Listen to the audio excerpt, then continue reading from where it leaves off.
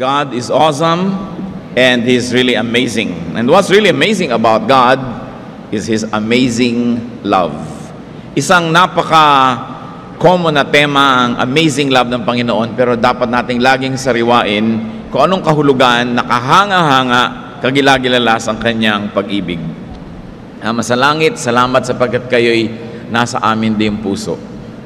Nakasama namin kayo saan man kami pumunta upang kami ingatan ninyo, upang kami gabayan. Patawarin niyo po kami sa aming mga kasalanan, sa mga pagkukulang namin, punan niyo po kami. At papagliwanagin niyo po ang aming isip nang makita namin ang leksyon ninyo para sa amin sa sandaling ito. Mangusap kayo sa simpleng paraan at kami, Panginoon, mapayaman, mabusog ng inyong mga salita. Teach us, enable us, empower us, enlighten us with your words. And we ask you, Father, to be our sole speaker. Speak to your people, use your servant only as your instrument, and may your words be our medicine, our food, our light, our joy. In the name of your Son, Jesus, our Savior, we pray. God's love is amazing because God's love created us. And God's love created us in His own image. Dahil sa kanyang pag-ibig ay nilikha niya ang tao, at ang paglikha na ito ay sa kanya pang wangis. Hindi tayo inihalin tulad sa ibang nilikha lang niya, kundi sa kanya mismo. Genesis 1:27, so God created man in His own image. In the image of God, He created him, male and female, He created them. And God created us for companionship. Nilikha tayo ng Panginoon, kawangis niya, para na sa ganon ay tayo'y bagay, magkapares, magkamatch. Because God desires, God so wishes, that there will be companionship between Him and His people, and among the people that He also created. Genesis 2:18, the Lord God said, it is not good for the man to be alone. I will make a helper suitable for him. So alam niya na mas mainam at kinirate niya na ang tao ay mangangailangan ng kapwa at kakailanganin din ng kanyang kapwa. James 2:23, Abraham was called God's friend. And what is friendship for? But for companionship, to enjoy one another and one another's presence. John 15:15, I have called you friends, sabi ng Panginoong Jesus. So galing sa Diyos Ama at sa Diyos Anak, nakikipagkaibigan sa tao. God created man to fellowship with Him and with other human beings. And in fact, God saved and continues to save man so that the fellowshipping could continue. God likes, God wants, and God wills to connect and to fellowship with His people. Yan ang amazing love. Na sa kabila ng ating mga kapintasan, sa kabila ng ating paglayo kuminsan at mga pagkakamali, gustong-gusto pa rin tayo ng Diyos na kasama. Ang Kanyang simula sa atin, nilikha tayo para makasama. Kaya nga ang Panginoon noon ay naglalakad sa halamanan ng Eden at nakikisalamuha, nakikipagmabutihan, nakikiisa at nakikisangkot sa buhay ng mga taong Kanyang nilikha. At noong ang tao ay nagkasala, ay gumawa pa ang Diyos ng paraan na mapabalik sa Kanya ang tao, at ang plano niya hanggang kahuli-hulihan, pagsasama pa rin. 1 Thessalonians 4:17, after that, we who are still alive and are left will be caught up together with them in the clouds to meet the Lord in the air. And so we will be with the Lord forever. Tinutukoy dito ang mga panahon na ang taong nilikha ng Diyos ay lahat ay uuwi at babalik na sa Kanya at makakasama yung lumikha habang panahon. God's love allows us to live, and not only live, but to live one distinct life. Wala siyang ginawang taong magkamukha kahit pakambal. Ang gusto ng Diyos sa tao, maranasan niya na maging bukod tangi, isa, unique, walang kopya. At nang sa ganon, sa kanya lang mata makikita niya ang daigdig at siya ay kailangan ng kapwa dahil walang pwedeng pumalit sa kanya. That God connected us with Him and to other individuals through design. Ephesians 4:11, it was He who gave some to be apostles, some to be prophets, some to be evangelists, and some to be pastors and teachers. And you can go on and on and on. Ang Panginoon ang naglikha at gumawa sa tao para magkaroon siya ng kakaiba, bukod tangi, at kanya lang na papel sa buhay. So, binigay na example dito, may mga nilikha daw na nakadisenyo para maging apostle niya, maging propeta, maging evangelist, soul winner, maging pastor, maging guro, at lahat pa ng uri ng ministries, vocations, at ng mga gawain sa mundo, ibinagay ng Diyos sa tao. Kaya walang taong walang silbi. Yung iba nagmumukhang walang silbi kasi ayaw magsilbi. O kaya maling lugar ang kinakalagyan, hindi tuloy lumulutang yung kanyang galing. Kasi na-assign siya o ini-assign niya ang kanyang sarili o nabara na siya sa isang lugar na hindi naman siya bagay doon. Bakit ginawa yun ng Diyos? Para walang tao na makakaramdam na siya ay expendable, na siya ay hindi kailangan. Ang lahat ng tao ay kailangan. Yung iba nagmumukha lang hindi kailangan dahil nakasanayan na nating hindi asahan dahil hindi mo naman maasahan talaga. Pero choice. Everyone is needed and everyone needs everyone else. Kailan kaya natin yan lubos na mauunawa na ang nangyayari sa ating kapwa ay nangyayari din sa atin? Kaya maganda nga yung salitang kapwa-tao. Pareho kayo. Siya at ikaw, pareho rin. Pero individually may pagkakaiba para mayroong karing halaga na ikaw lang ang may dala at may bit-bit nun. Kaya kailangan ka ng iyong kapwa. Psalm 139:14, I praise you because I am fearfully and wonderfully made. Your works are wonderful. I know that full well. Yung namimintas sa sarili at namimintas ng kapwa, ibig sabihin hindi niya dinidibdib ang kahulugan na ang bawat tao ay buong kahiwagaan, kapangyarihan at kaluwalhatiang nilikha. Na ang bawat tao ay wonderful. Bakit? Diyos kasi ang gumawa and the works of God are wonderful. Marahil maaari nating sobrang tinititigan lang yung kakulangan ng kapwa, hindi natin nakikita yung mga bagay na talagang tamang-tama siya. Hinahanap natin sa kanya yung wala sa kanya, pinagagawa natin yung hindi naman siya gifted to do, nagmumukha tuloy siyang walang kwenta.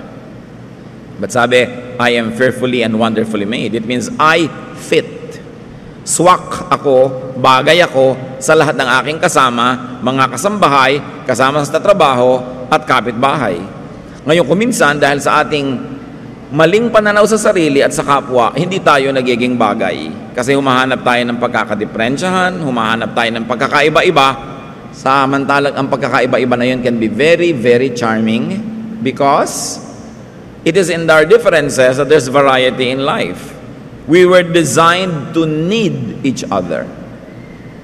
Kaya merong mga binigyan ng talino sa numbers kasi sila ang gagawa ng mga bagay na may kinalaman sa numbers.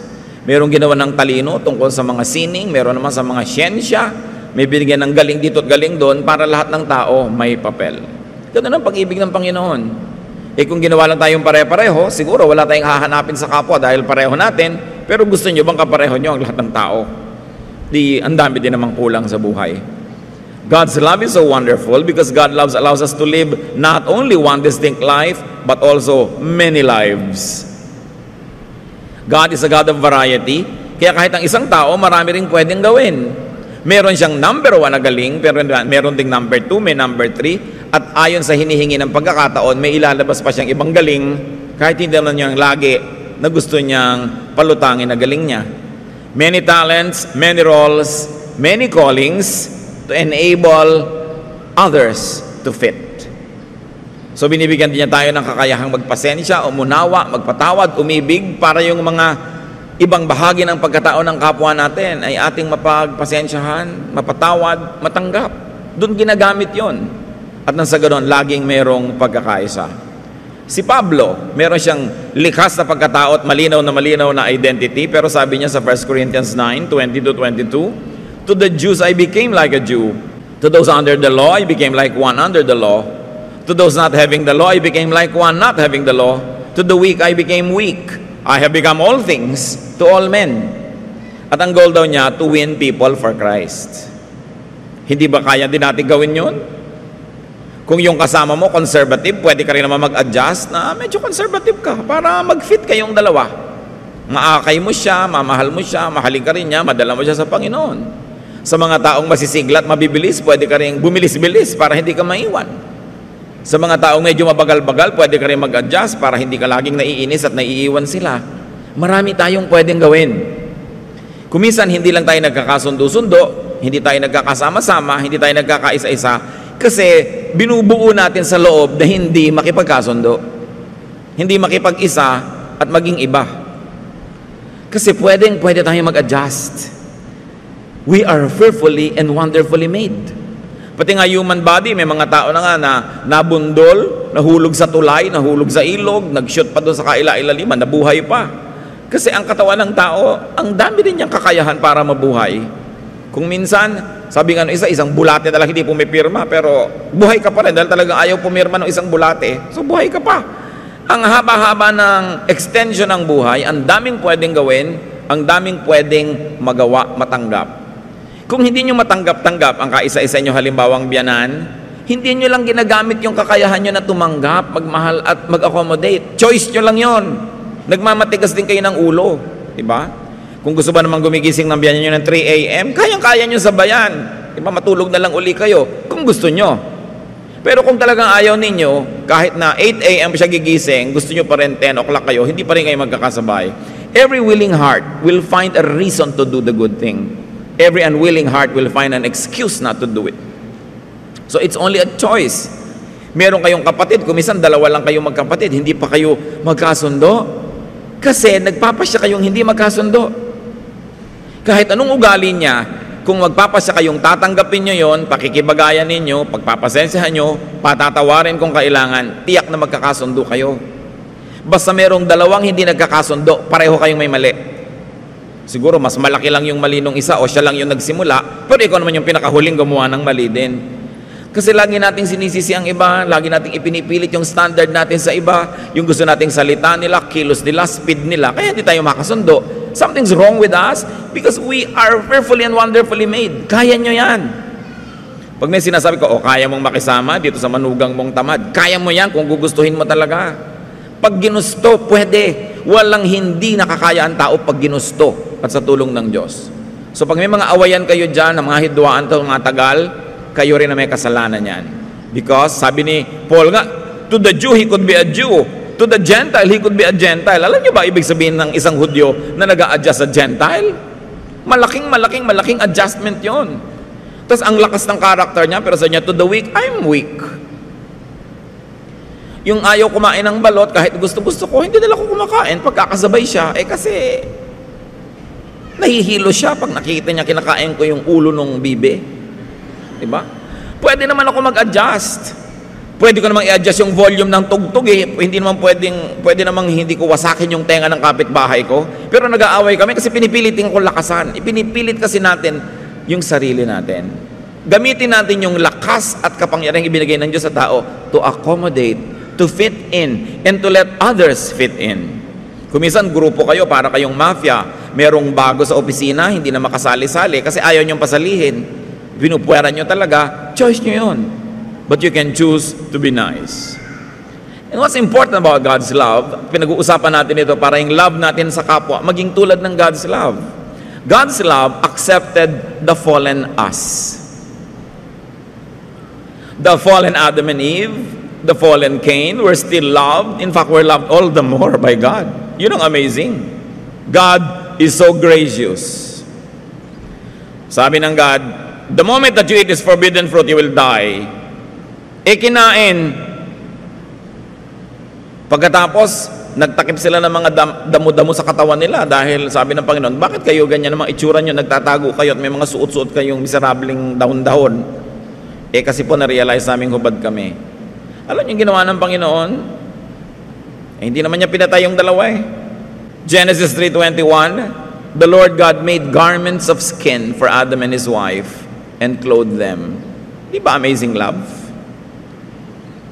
Kung tayo sinabi natin, pag hindi mo ginawa yan, ayoko na sa'yo, tao lang kasi tayo at pinipilit natin maging tao lang imbes maging katulad ng Diyos, pag na-disappoint tayo, papangatawanan natin, sige, ayoko na sa'yo, nagkakahiwalay tuloy. Pero nung yung tao bumagsak, nagkamali, anong ginawa ng Panginoon? Iginawa pa ng damit. Hubad pala kayo, nalaman nyo ng hubad kayo, halik kayo, igagawa ko kayo ng designer leather clothes to cover their nakedness. That's amazing love. Si Cain, first murder in the Bible. Pinatay ang kapatid. You'd think God would destroy him and pulverize him. Genesis 4:15. Then the Lord put a mark on Cain so that no one who found him would kill him. Tinatakan pa ng Panginoon si Cain sa kanyang noo para kung makita ng mga taong nais ipaghiganti yung kamatayan ng kapatid, igalang, huwag galawin. Amazing love. Hindi lang basta love. Protection, not condemnation. Parang yung sinasabi sa batas ng Israel, ang babaeng nangangalo niya, batuhin hanggang mamatay. Nung iniharap kay Jesus, sabi ni Lord, kung sino yung walang kasalanan, mauna na, ipinrotect din. That's amazing. And if you don't agree with that, bring your case to God. God talaga yung gumawa ng damit. God talaga yung nagpatawad. God yung naglagay ng mark. If you're uncomfortable with that, then have a talk with God about it. But me, I'm amazed with God's love. And I thank Him for His love kasi it could be me. Gusto niya siguro, patayin si Adan at si Eva, patayin si Cain. Kung kayo yung si Adan at si Eva, gusto niyo patayin kayo? Kung kayo si Cain, na pinagdiliman ng isip, nagkamali, mali na kung mali, pero nung nalaman nyo ng mali kayo, anong gusto nyo? Di ba patawad? Pagtanggap na walang patakaran. Alam nyo, kumisan tayo, tao, relihiyon, lipunan, mas mahigpit pa sa Diyos. Kaya hindi magkasundo-sundo. Ang buong sangkatauhan, sobra ng pagsuway sa Diyos, dapat nang lipulin ng mundo. Anong ginawa ng Diyos? Romans 5:8. But God demonstrates His own love for us in this. While we were yet sinners, Christ died for us. Siguro pwede kang mamatay para sa isang mabuting tao, pero pwede ka bang mamatay bilang sakripisyo para sa isang makasalan at masamang tao? Yun ang ginawa ni Jesus. Yun ang ipinagawa ng Diyos Ama sa Kanya. Amazing love. Hindi basta love the way we know it. Na I love you if you love me. I love you if you give me your money. I love you if you give me your time. I love you if you are faithful. I love you if you are kind and good and nice and thoughtful. Yung love na may kondisyon, yun ang love ng fallen man. But the love of God is unconditional. God loves people even in their fallen state. Kaya amazing. It's unconditional. It's a love in spite of, not because of. Don't let religious propaganda and blackmail deceive you into mistaking God as unkind and unloving. Siyempre, gustong-gusto naman ng maraming relihiyon, takutin ng tao na galit ang Diyos sa'yo. Galit na galit ang Diyos sa'yo, kaya mag-donate ka na mag-donate para mawala ang galit niya. Mga pang-blackmail. Ang Diyos ay napakabuti. Napakabait. God made man in His own image. But often, fallen man makes God in His image. Totoo, we were made by God in His image. Pero maraming tao, they make God in their fallen image. So kung magagalitin sila, pinapresent nila ang magagalitin ng Diyos. Kung gusto nilang maghiganti, hahanap sila ng justification from God. Kung gusto nilang manikis, kung gusto nilang maging masungit, hahanap sila ng excuse na mukhang sa Diyos nang gagaling yun. Kasi ang tao, gumagawa din siya ng imahe ng Diyos ayon sa imahe ng tao. Kaya makikita nyo ang mga iba't ibang lipunan, iba't ibang kabihasnan, yung mga Diyos nila na sinasamba, actually is a reflection of their own values, reflection of their own warlike character, kung warlike sila. Kaya kung yung mga lipunan ay mapagtanim, ang mga Diyos nila, mga Diyos na mga fertility, kung sila yung mga mahilig sa dagat, mga mangingisda o mga marino, ang mga Diyos nila, yung mga Diyos ng tubig, kasi gumagawa sila ng imahe ng Diyos sa sang-ayon sa kanila mismong sariling imahen. Baligtad. We should make our image in the image of God, not God in our image. Because sometimes we project our own beliefs, we project our own moods and our own sentiments on God and make God say what we like to say so that we could be justified. Baligtad yun. Dapat yung tunay na image ng Diyos ang lumulutang. God loves and saves us from ourselves through laws and limitations and consequences. Ang pinakamalaking panganib sa ating kaluluwa ay hindi nagmumula kay Satanas. Hindi nagmumula sa iba, nagmumula sa ating sarili, sa ating kalooban. Kaya ang ginawa ng Diyos to protect us from our own selves from our self-destructive ways. Nagbigay siya ng mga batas, mga hangganan, mga takda, at mga bunga ng mga paglapastangan at paglabag dito. Naglalagay ang Panginoon ng proteksyon. Halimbawa, si Paul, ang galing-galing, edukado, magandang lahi ang pinanggalingan, maraming alam, very successful sa ministry, very financially independent from many people. Pwede na siyang maging mayabang dahil ang dami-dami niyang katangian. Pero ang sabi niya sa 2 Corinthians 12:7, to keep me from becoming conceited because of the surpassingly great revelations, there was given to me a thorn in my flesh to torment me. Hindi sinabi kung ano, pero sabi niya, para iiwas ako ng Diyos na maging mayabang, binigyan ako ng isang napakahirap na kalagayan na lagi na lang nagpapahirap ng buhay ko. Sabi niya, ilang beses ko idinalangin sa Diyos sa tanggalin ito, pero di niya tinanggal, so tatanggapin ko na lang. Marunong ang Diyos. Bakit hinayaan ng Diyos halimbawang matagtad ka ng peklat? Baka naman kung ang kinis ng balat mo, ipaghampasan mo yung mga legs mo sa lahat ng sulok ng Metro Manila. No? Bakit halimbawa binigyan kanya ng parang physical limitation? Baka kung sobra kang naging maganda, yumabang ka, umapariwara ka tuloy. Mabuti na yung walang natutukso sa'yo. Di ba? Hindi ka napapariwara. Kesa sa pinaghahangaran ka ng lahat ng lasik na dumadaan, napapahamak ka. Meron tayong mga limitasyon na inirereklamo natin sa Diyos. Bakit ako ganito? Bakit ako ganon? Hindi niyo yata ako mahal. Bakit niyo ako ginawang ganito? Mahal ka nga, kaya nilagyan ka limitasyon. At nilinaw sa atin niya ni Paul, para hindi ako yumabang, binigyan ako ng kapintasan o kahinaan. Inililigtas ang ating espiritu sa mas delikadong mga panganib pa. People with great gifts and talents and powers have built-in fuses, weaknesses, and it becomes their protection. Di ba ang bahay kaya may fuse? Di ba ang bahay kaya may circuit breaker? Mga building, pag merong maling lakas ng kuryenteng pumasok at baka masunog ang bahay mo, magtitrip yung fuse. Hindi niya papadaanin yung kuryente. Yung iba naman, para padaanin yung kuryente, lalagyan ng direktang kawad. Kaya nga nagtitrip yun para huwag pumasok yung kuryente dahil delikado. Ganon din tayo mga tao. May mga fuse. Meron lang na hanggang doon lang ang kaya mo. Kaya talagang pag sinaabuso mo na yung sarili mo, sobra ka nang aantukin, baka mapasandal ka lang, tulog ka na. Kasi magtitrip ka na Low bat ka na, kailangan ka na mag-recharge. Nilikhahan ng Diyos may ganun mga limitasyon. Kaya huwag tayo lagi nagagalit na may mga limitasyon tayo, nagdaramdam, at ayaw nating tanggapin yon. Sabi ni Paul, sa ikabubuti ko rin yon, dahil mahal ako ng Diyos. May limitasyon. Kaya pag sabing, bawal dito, huwag kang pumunta dito. No parking here. Park at your own risk. May mga nalalaglag na mga bato, magpa-park ka doon, risky, kaya may bawal. Huwag kang mag-park doon, para sa kabutihan mo. Dapat ang tao masunurin sa ganyang mga limitasyon kasi mapapahamak siya o ang kanyang kapwa pag hindi niya yung ginalang. God's love accompanies us everywhere, all the time. Proverbs 15:3, the eyes of the Lord are everywhere, keeping watch on the wicked and the good. Yung keeping watch, hindi ito para mahalin niya yung good at paluin niya yung bad.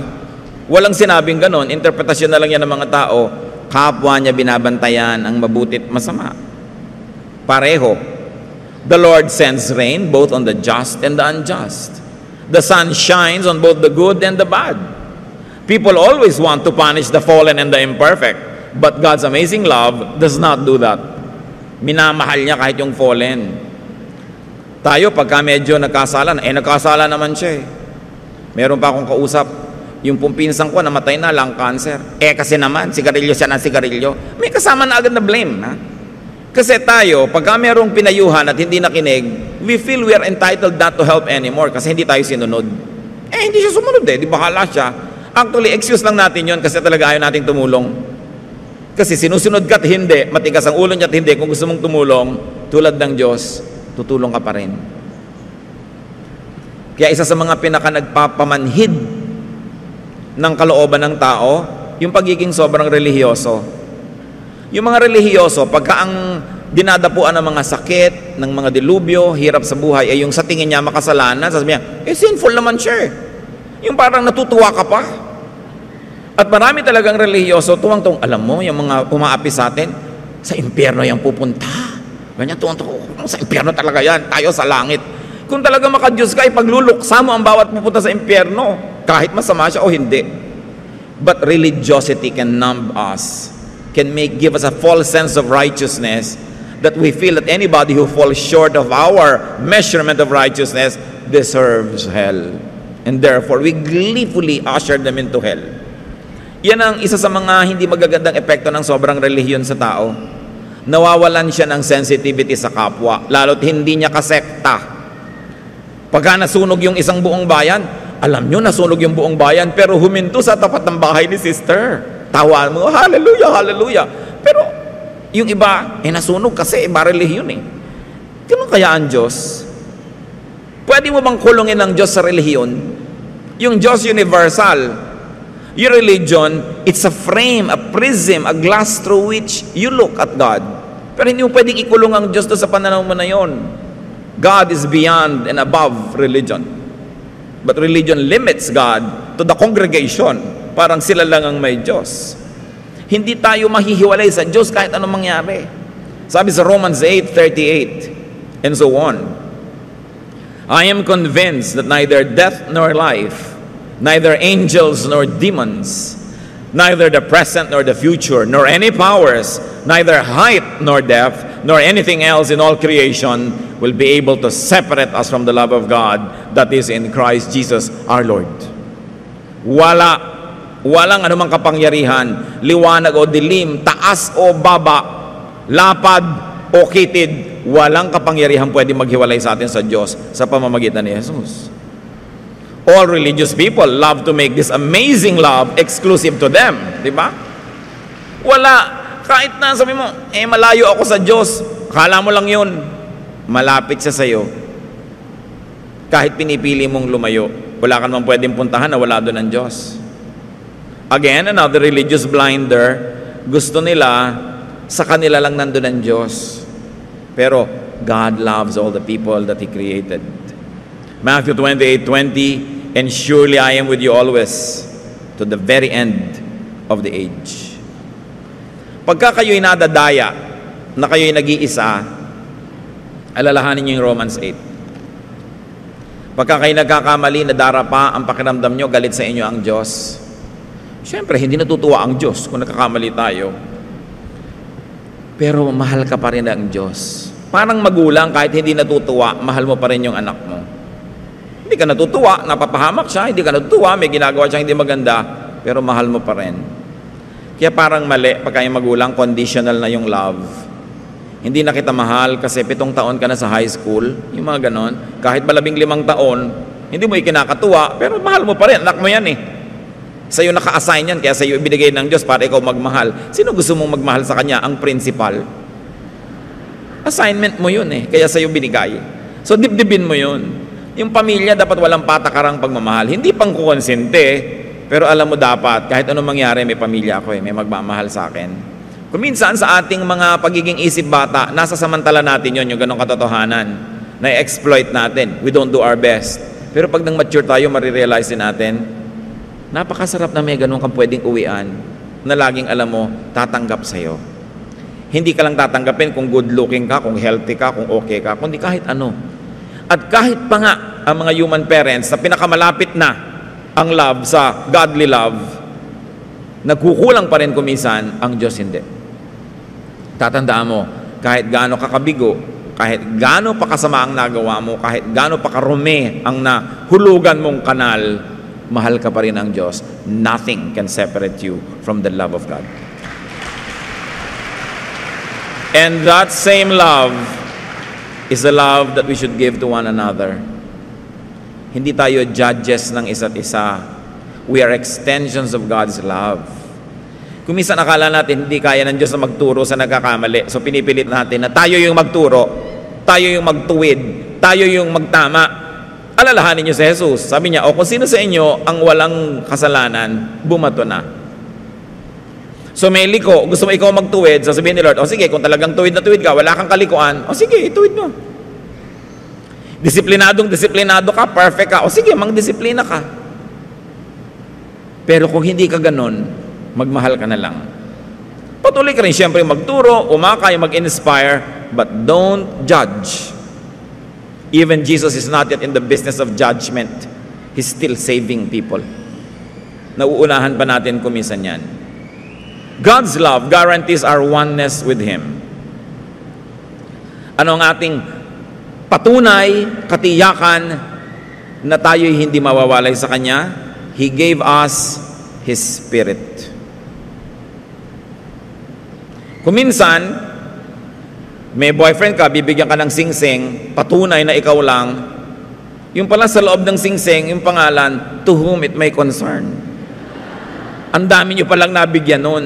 Pero kung minsan may tumutupad, pero madalas hindi rin naman natutupad. Singsing lang ang binigay sa iyo Kayong dalawa, pipirma ng kontrata, marriage contract. Madalas hindi rin natutupad yung mga stipulations dyan, yung mga detalye. Ang Diyos, ano ang binigay sa bawat tao? Hindi sa isang church, ha? Sa bawat tao. Anong ibinigay niya? Ang Espiritu niya. Paano babawiin ng Diyos yung Espiritu niya? Nakalahok kaisa ng Espiritu ng tao. 1 John 4:13, we know that we live in Him and He in us because He has given us His Spirit. Ano pa ang patunay ang kailangan natin para malaman natin, grabe ang pag-ibig ito. Ibig sabihin, kahit anong gawin ko, hindi ako mahihiwalay sa Kanya. Tatakpan niya ng pag-ibig, huhugasan niya ng dugo ni Jesus, mamahalin niya ako dahil ang Espiritu namin hindi pwedeng paghiwalayin. Walang bawian. Sa simula pa lang sa creation, ibinigay na niya yung Espiritu niya sa tao. Pagkatapos, nung ang tao ay nagkamali, ibinigay niya ang kanyang anak. He gave us His Son. Parang renewal ng relationship, renewal ng wedding vow. Na parang sinasabing, nagkamali ka man, nalayo ka man, heto, gumagawa ako muli ng paraan na sa pamamagitan ng anak ng Diyos, ang sangkatauhan ay makakabalik sa Diyos. Romans 5:10, for if when we were God's enemies, we were reconciled to Him through the death of His Son, etc., etc., I'm interested only in the first part of the sentence. Sabi, kung nung araw na tayo malayo sa Diyos, noon namatay si Jesus para sa atin. Ngayon pa ba, na lumapit na tayo sa pamamagitan ng Kanyang anak, ngayon pa ba mahalayo ang Diyos? Kung nung araw na hindi mo pa tinatanggap si Jesus, noon naman siya namatay para sa iyo Ngayon pa bang tinanggap mo na? Ngayon pa mapalayo sa iyo ang Diyos Ama? Lalong hindi. Ano pa man ang mangyari, kasapitan mo sa buhay. God's love reunites us with Him forever. Bagamat tayo na Espiritu niya ay inilagay niya pansamantala sa lupang katawan para maranasan natin ang buhay dito, maranasan nating mamuhay kasama ang kapwa, at ang Diyos din sa pamamagitan ng katawan ng tao, at nandun ang Espiritu ng Diyos sa katawan na yon, ang Diyos man ay maraming nagagawa through and in creation. Sa oras ng kamatayan ng ating katawan, bumabalik ang Espiritu sa Diyos. Ecclesiastes 12:7, and the dust returns to the ground it came from, and the Spirit returns to God who gave it. Amazing death. Because death now brings you back to your original spiritual life with God. Romans 8:11, He who raised Christ from the dead will also give life to your mortal bodies through His Spirit who lives in you. Bakit si Jesus namatay at matapos mamatay ng 3 araw ay nabuhay na muli? Isang halimbawa ng gagawin ng Diyos sa bawat anak niya. Na mamatay man ang iyong katawan, mare-reconstitute that you will wear a glorified body and that we will be with the Lord forever. God is with His people in life and in death. Why? Because His Spirit is our spirit. 2 Corinthians 5:8, we are confident, I say, and would prefer to be away from the body and at home with the Lord. Iwan ko man yung katawan ko na yan, ang uuwian ko naman ay ang Diyos sa langit, di bali nang iwan ko yung katawan na yan. Bagamat ang mga katuruan ng Christianity ay nagsasabing ang katawan na yan ay muling bubuhayin in a glorified way. At sabi sa Psalm 23 verse 6, surely I will dwell in the house of the Lord forever. Sa Revelations 21, 2-3, na ipinapakita dito yung mga sinasabi ng sumulat na magaganap sa mga huling araw. I saw the holy city coming out of heaven from God, prepared as a bride beautifully dressed for her husband. And I heard a loud voice from the throne saying, now the dwelling of God is with men, and he will live with them. They will be his people, and God himself will be with them and be their God. Sabi niya, sa darating na panahon na yon, ang kaharian ng Diyos ay bababa na para bagang isang babaeng ikakasal, bihis na bihis, gayak na gayak, walang lukot ang damit, walang dumi, parang isang babaeng ikakasal. Madalas gamitin ng Diyos ang relasyon niya sa church, ang relasyon niya sa kanyang mga anak, ang relasyon niya sa sangkatauhan, na parang relasyon ng isang babae at isang lalaking ikinakasal. Ibig sabihin, sila'y para sa isa't isa, sila'y bagay sa isa't isa, at habang panahon, sila ang magiging magkapareha. Yun ang ginagamit niyang metaphor. Pag-iibigan na hindi impersonal, very personal, very emotional, very, very real. Yung pagsasama ng isang mag-asawa. Bride and groom, couple forever. Siyempre, metaphor lang naman yun, isang talinghaga na ang kinakahulugan lamang at gustong ipaliwanag yung pagiging isang-isa. The idea of aloneness is a big burden. It's a big lie. It's a big illusion. You are never alone. Nadadaya tayo ng ating sarili, nadadaya tayo ng ating emosyon, nadadaya tayo ng kapaligiran.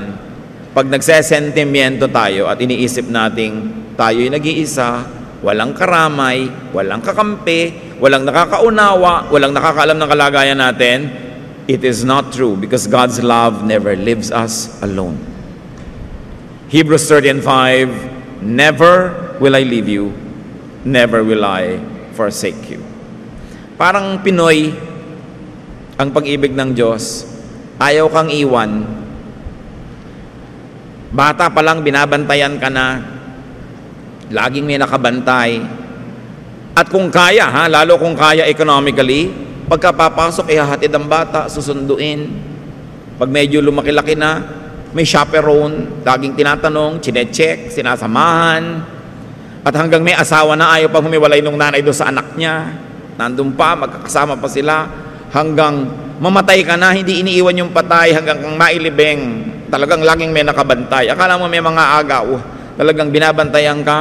At hindi natin iniiwan yung inililibing hanggang hindi talagang sementado na yung nicho. Walang tumatalikod. We don't want to leave people from cradle to the grave. But infinitely more than that, ganun ang Diyos. Ayaw niya mang-iwan. Gusto niya tayong kasama. Hindi pa ba napakalinaw na gusto tayo ng Diyos kasama? Tinirhan na nga yung katawan natin. Nandun na siya, kasama na nung espiritu natin doon. At pinlano niya yung forever and ever and ever magkasama. Nang kung tayo nagtataksil, nagkakamali, anong kanyang reseta? Patawad. Para tuloy uli ang samahan. Yun namang mga nagkakamali, nag-aaway, hindi lang nagkakabalikan kasi hindi nagpapatawaran eh. Pero oras sa willing ka magpatawad, nagkakabalikan. At yun ang modelong binibigay sa atin ng Diyos. Walang hanggan, walang patakarang pagpapatawad. Therefore, tuloy ang fellowship. Pag umiral yung yabang, umiral yung pride, umiral yung tinatawag ko minsan kung ano-ano mga prinsipyo, hindi nagkakapatawaran. But all people were reconciled to God through the work of Jesus. Ayaw mo man o gusto na reconcile ka sa Diyos dahil sa ginawa ng Panginoong Hesus. Dahil siya namatay para sa lahat.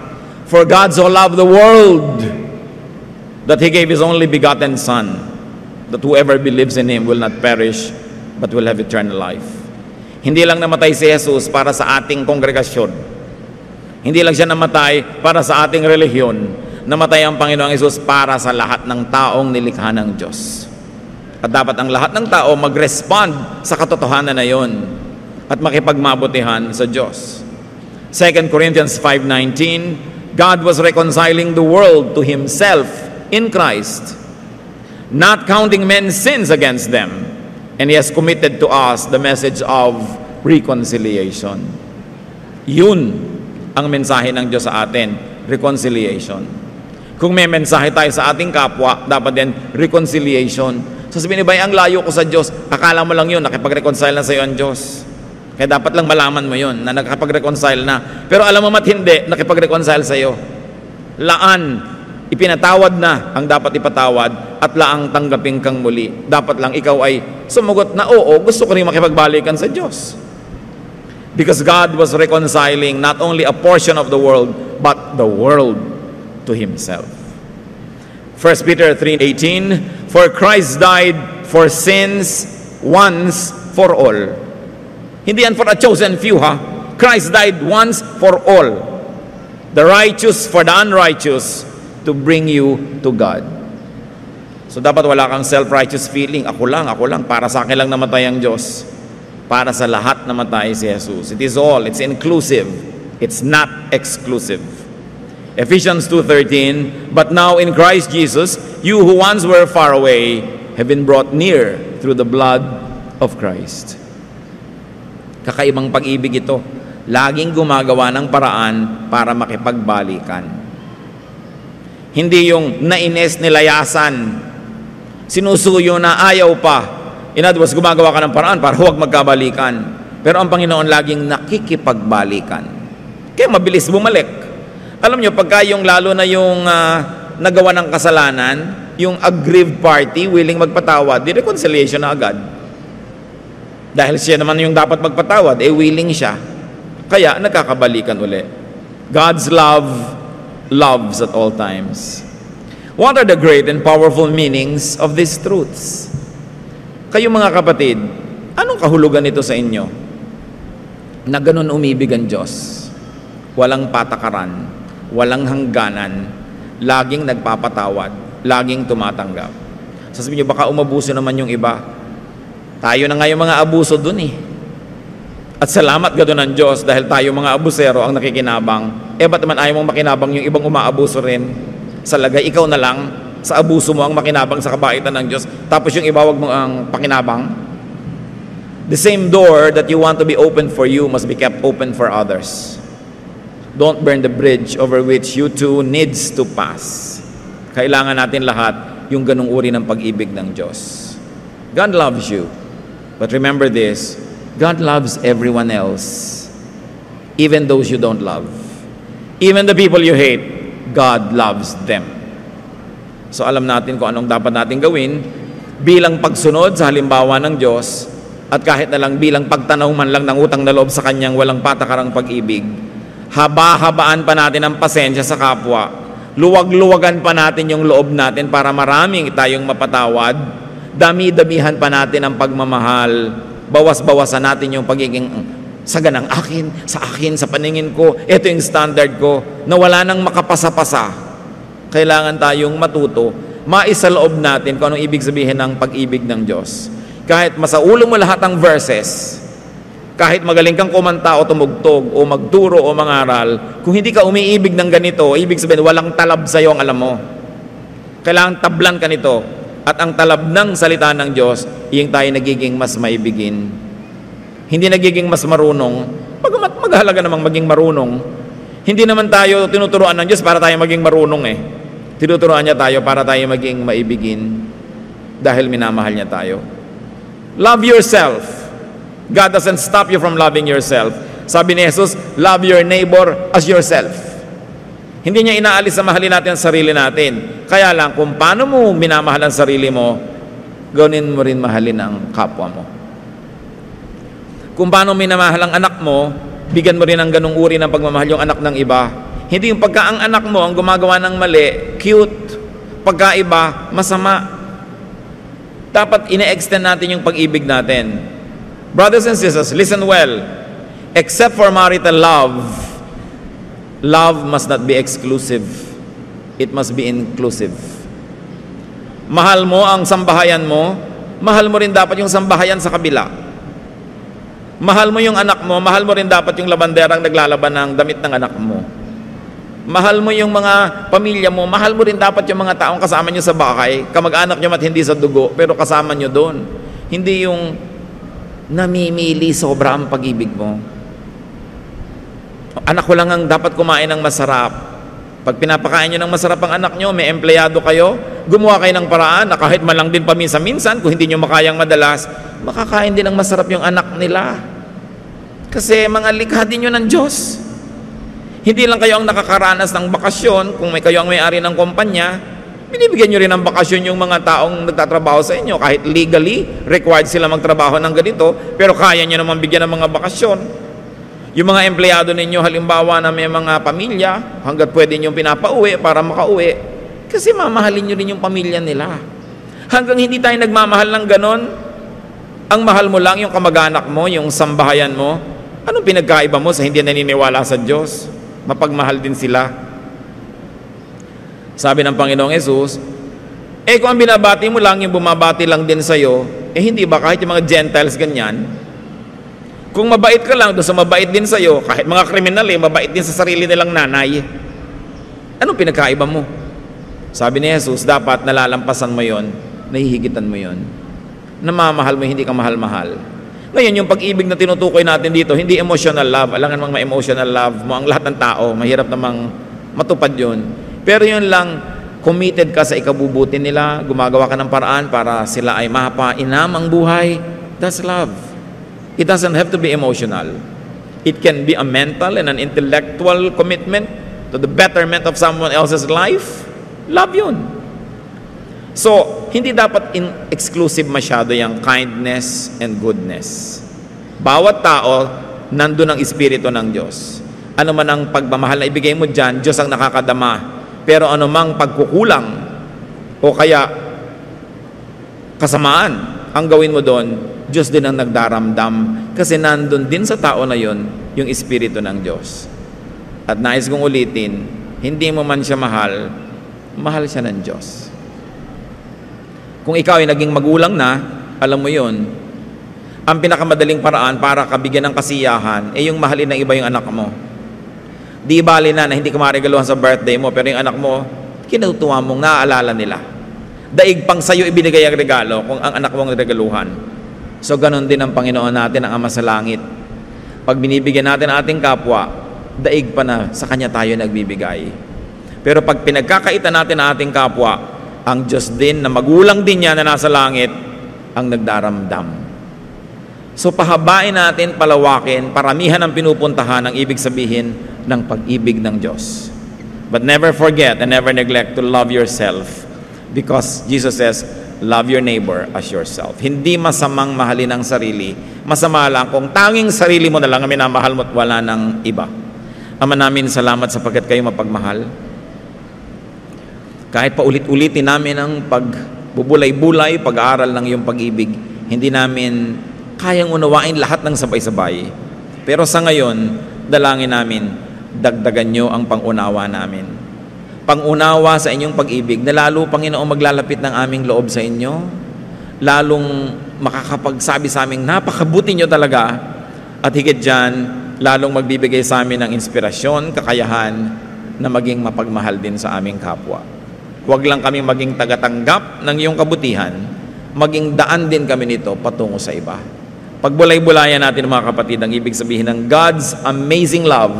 And that love is not supposed to be God's love alone. It's supposed to be the brand of love we give to Him and to one another. Ama, sa sandali ng katahimikan namin sa inyong piling, turuan nyo kaming magkaroon ng mga personal application at kung pa